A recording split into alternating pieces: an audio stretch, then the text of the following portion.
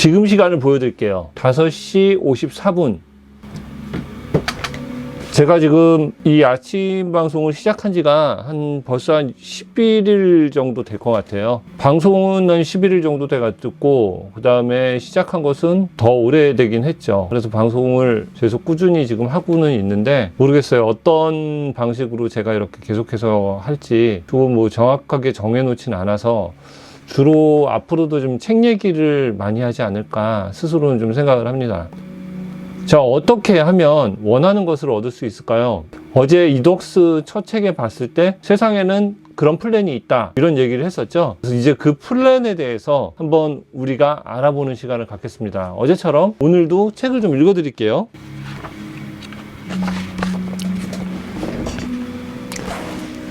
꿈을 실현시키는 시스템, 즉 플랜. 먼저 우리가 진심으로 원하는 삶의 조건과 원하는 것들을 중요한 것부터 백지에 적어보자. 원하는 것이 너무 많다고 두려워하거나 주저할 필요는 없다. 가능한 생각나는 것을 모두 적는 것이 중요하다. 그 다음 어떤 것은 빼내고 어떤 것은 보태면서 소환하는 것이 확실해질 때까지 고치고 또 고친다. 바꾸는 횟수가 많다고 기죽으면 안 된다. 자주 바꾸는 것은 너무 당연한 것이다. 소원이 성취되고 소망이 늘어날 때마다 목록을 바꿔나가는 것이 오히려 당연하다. 책의 내용을 한번 볼게요. 성취의 3가지 규칙 보이시죠?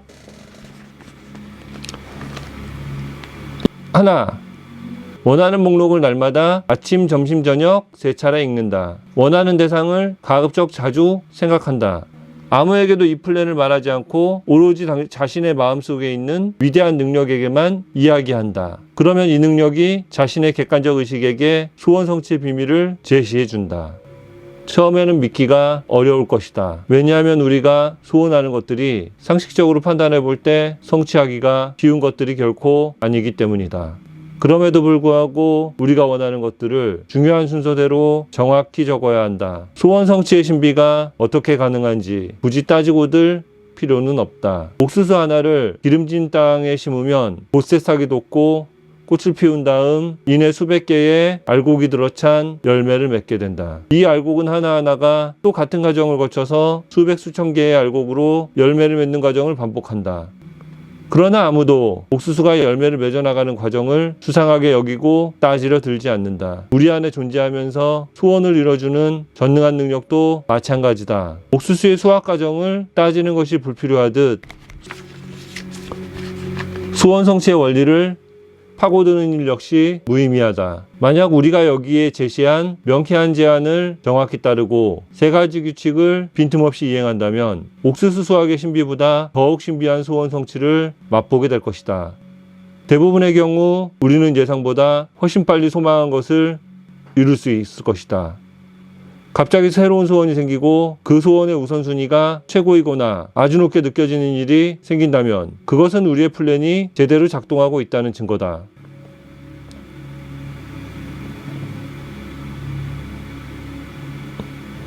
반대로 당초 우리가 원한다고 생각해서 써놓은 어떤 소원을 목록에서 지워야 하는 일이 생긴다면 그것도 역시 우리의 플랜이 제대로 작동하고 있다는 또 다른 분명한 증거가 된다.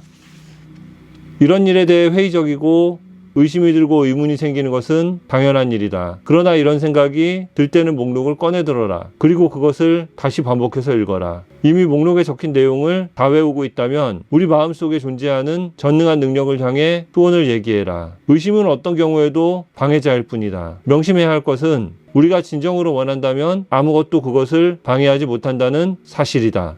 다른 사람들은 우리가 얻고 싶어하는 것들을 이미 가지고 있지 않은가? 왜 나는 안 된다는 것인가? 우리 안에 있는 전능한 능력은 어떤 논쟁에 휩쓸려드는 것을 아주 싫어한다. 전능한 능력은 우리가 준비될 때까지 참고 기다린다. 우리의 객관적 의식은 갈대처럼 흔들리기 쉬우므로 의심이 많은 사람들에게 둘러싸여 있을 때는 전능한 능력이 아무런 힘도 발휘하지 못하기 십상이다. 그러므로 친구를 잘 골라서 사귀어야 한다. 가능하면 우리가 소망하는 것들을 이미 이룬 사람들과 어울리는 것이 좋다. 그렇더라도 그들과 이 성취 프로그램에 대해서 얘기를 나눠서는 안 된다. 백지 위에 우리가 원하는 것을 적어 놓는다. 예컨대 돈, 집, 자동차, 그 밖에 무엇이든 써넣되 거기서 멈춰서는 안 된다. 보다 구체적으로 세세히 적어야 한다. 자동차를 원한다면 차종은 무엇으로 할 것인지, 스타일은 어떤 것이며 가격대는 얼마로 할 것인지를 써넣어야 한다. 심지어 언제 우리가 타고 싶은지도 써넣어야 한다. 만약 우리가 집을 원한다면 구조를 포함해 땅의 모양과 가구와 집기까지 전부 다 써넣어야 한다. 물론 집의 위치와 가격도 결정해야 한다. 돈을 원한다면 구체적인 금액을 적어야 한다. 사업에서 신기록을 세우고 싶다면 그건 역시 써넣으면 된다. 판매 기록을 갱신하고 싶다면 목표 금액을 미리 쓰고 언제 그것을 달성하고 싶은지 날짜를 적는다.